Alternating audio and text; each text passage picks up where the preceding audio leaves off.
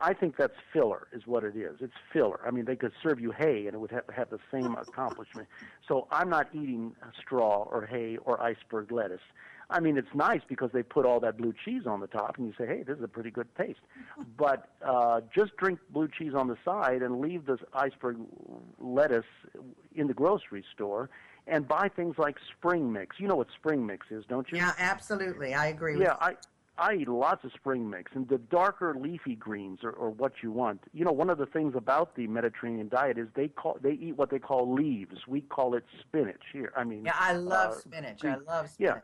Yeah. They eat leaves and things like that. So that's what you want. Now, the Mediterranean diet is not vegetarian. They eat some fish and they eat some chicken and they have a little wine. But when you look at the plate of the Mediterranean diet, it's about 3/4 full of fruits and vegetables, and maybe 1/4 of an animal source. And that's kind of a switch for most Americans. We do better if we eat more like Italians. Well, now, another thing that you talk about is cholesterol. And there's a lot of discussion about that. Some doctors say cholesterol numbers are just fine and therefore you're okay.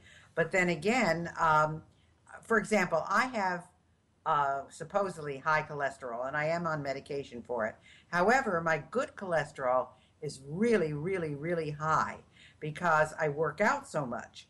So what is cholesterol all about? And then I have to tell you, I live next door to a man who is as thin as can be and, is certainly not overweight.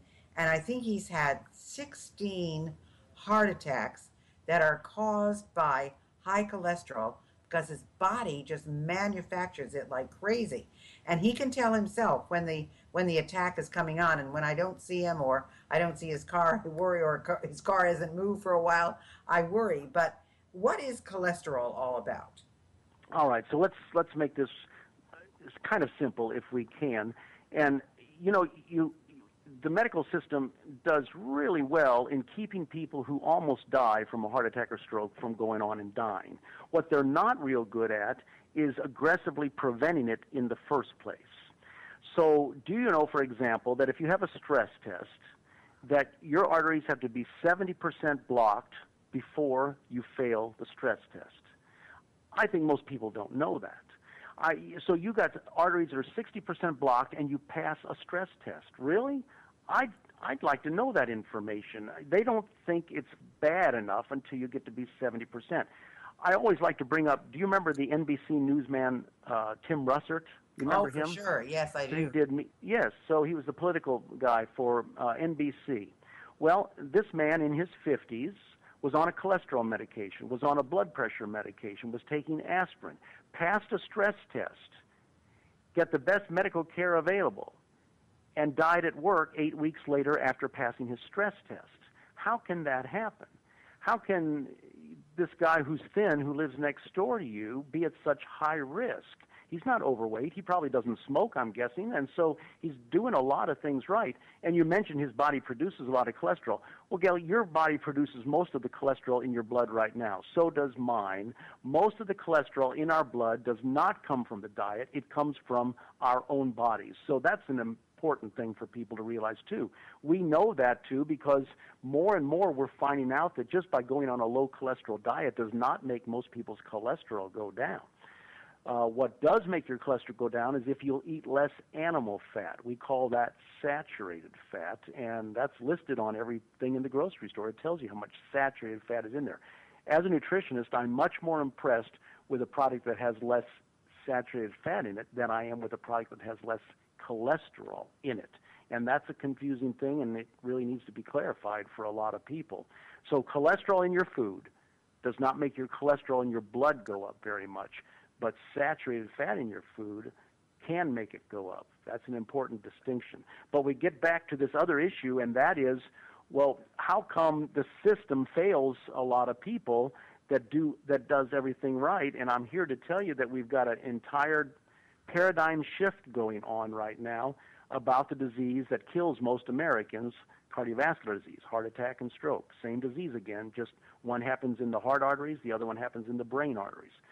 So what's going on is most people are surprised to find out that the majority of people that have a heart attack or stroke have clean arteries 1 minute before it happens. We used to think that your arteries would just clog up more and more and more with fat and cholesterol, so eventually the blood couldn't go through. We now know that in most cases you have a clean artery about 1 minute before you have a heart attack or stroke. How can that possibly be? We now understand that most heart attacks, most strokes happen because plaque in the artery wall, not in the hole where the blood is flowing, but plaque in the artery wall, breaks and spills its contents into the blood where the blood is flowing. We call that the lumen, into the space where the blood is flowing. And so when that happens, your body tries to fix that with a blood clot. And if the clot is big enough, you have a heart attack or stroke, and it can kill you right there, where 1 minute before you had clean arteries. So we now have new technology that can test this. It's called the CIMT. It stands for carotid intimal medial thickness. It's a test that can be done. I talk about it in my book called The Enemy Within. That whole book is dedicated to helping people prevent the big killer of Americans, heart disease and cancer. Wow. Well, so let's talk about your books. Where can they go find your books, David? And, tell them how to get in touch with you. Well, thank you. So my website is davidmeinz.com. That's David, M-E-I-N-Z, davidmeinz.com. All of my books are on the website, The Enemy Within, that talks about cardiovascular disease. My new book, 10 Bonus Years, is there. Healthy, Wealthy, and Wise is listed there. My others, I have audio series on Today's Healthy Woman and various other ones as well. I've got one, too, that a lot of people are liking. It's called Protecting Your Brain, and it's specifically things you can do to maintain and make sure that your brain health stays good, too, while you take care of the rest of your body. Fortunately, many of the things that will help general health also helps brain health at the same time. A lot of people are surprised to find this, Gail, doing Sudoku and crossword puzzles and so forth and playing luminosity games and all these things. There is no evidence that that helps you maintain brain health as you get older. What it does show is that it helps you do brain games as you get older. That's all the evidence shows. Now, there are some things you can do to maintain brain health, and one of them is physical activity. Hey, we've talked about that. What's good for your body is good for your brain. You keep that blood flowing throughout your body. Another thing, surprisingly, is that if you happen to know a second language, those people's minds stay sharper as they get older. And people say, well, I'm too old to learn a second language. Well, you know what? The research shows it doesn't matter when you learn that second language. Something about that process keeps that mind sharper as the decades go by. So we talk about that and many other things in my CD program called Protecting Your Brain.